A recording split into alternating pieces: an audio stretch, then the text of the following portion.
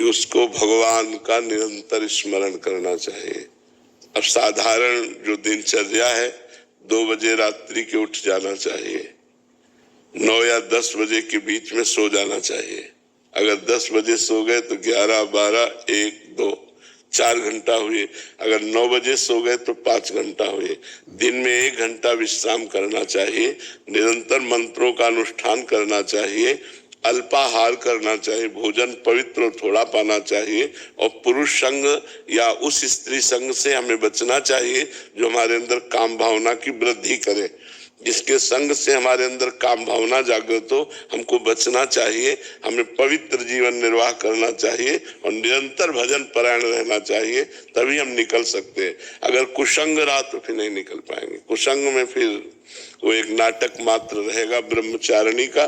ब्रह्मचारिणी तभी रह सकती है जब ऐसे पुरुष और स्त्री के संसर्ग का त्याग कर दे जिससे काम की वृद्धि होती है, और अल्पाहार करे और कम सोए, कम बोले, कम देखे, कम प्रपंच से संबंध रखे और निरंतर भगवान का भजन करे, तो वो सतरतिसा लोकांतार्यति, वो स्वयं तर जाती है, स्वयं तर जाती है, लोगों को भी तार देती है। तो अपने कुल का भी पावन करने का सौभाग्य मिलेगा। पर ऐसा चले तब है, बहुत कठिन है, बहुत कठिन है। इसलिए हम कहते हैं कि पूरा जीवन हो गया हमको 13 वर्ष की अवस्था से बाबा जी बने, तो हम जानते हैं कि ये मार्ग कितना कठिन है। जब एकांत में हो और कोई अपना नहीं है और मन जब परेशान करता है, उस समय की स्थिति कोई नहीं, कोई मनोरंजन नहीं, किसी से कोई मित्रता नहीं, कोई शत्रुता नहीं, कोई मनोरंजन नहीं, बहुत कठिन जीवन है। वैराग्य अगर असलियत में देखो तो कदम कदम पे कठिन जीवन है वैराग्य का जीवन। और बैलेंस बना के चलो तो फिर क्या है, फिर तो कोई बात नहीं कि कुछ भोग भी भोग लिए और तो वो बात अलग है। लेकिन अगर असलियत में वैराग्य में चलो तो बड़ा कठिन जीवन है। तभी उसको सारा जगत नमस्कार करता है। भाई जगत नमस्कार क्यों करता है? इसीलिए तो करता है कि कठिन जीवन से, कठिन तपस्या से पार होकर वो जगत मंगल करते हैं, इसलिए जगत तुमको नमस्कार करता है। तो ब्रह्मचारिणी जीवन बड़ा कठिन जीवन है। भगवान कृपा करे, जो चलते हैं उनको सहयोग करे, क्योंकि साल 2 साल आपको ब्रह्मचर्य रहो तो रह लेंगे आजीवन। को 2 बजे पापा का कॉल आया, हार्ट अटैक, 5 लाख चाहिए। मेरे आजीवन ब्रह्मचर्य ना कोई खेल तमाशा समझते हो। अब जैसे आपको भूख लगी, आपने भोजन पा लिया, तो आपने भूख का कष्ट कहाँ झेला?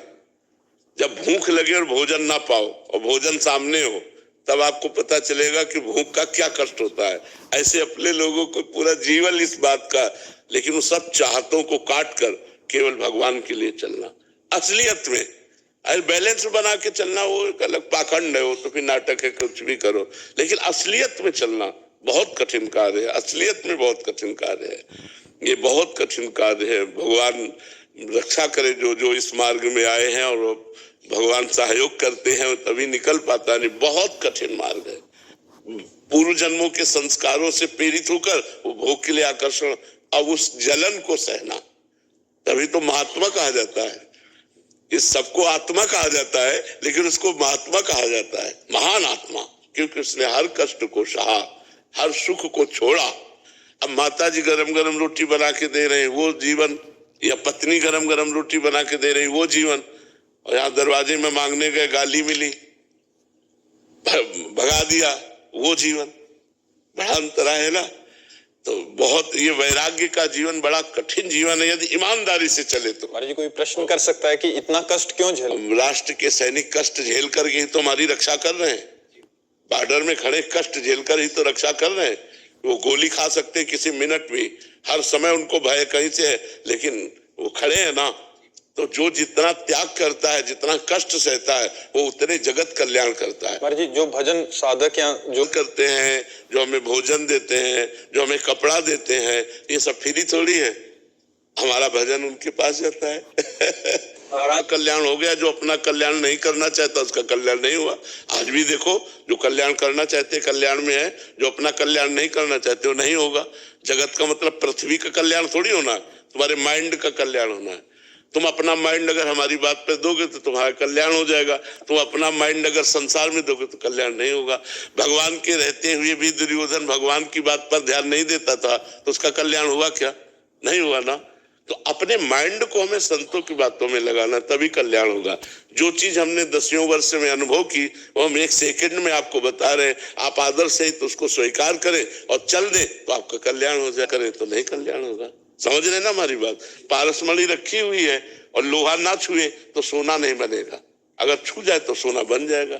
संत जन है, उनकी हम आदर सहित प्रणिपाते प्रश्न साष्टांग दंडवत और श्रद्धा के साथ उनकी बात को हम माने तो कल्याण। देखो लाखों लोगों का परिवर्तन हो रहा है कि नहीं हो रहा है? समाज का अपने परिवर्तन हो रहा है। तो जो बात मान रहे हैं उनका परिवर्तन हो रहा है, जो नहीं मान रहे हैं उनका परिवर्तन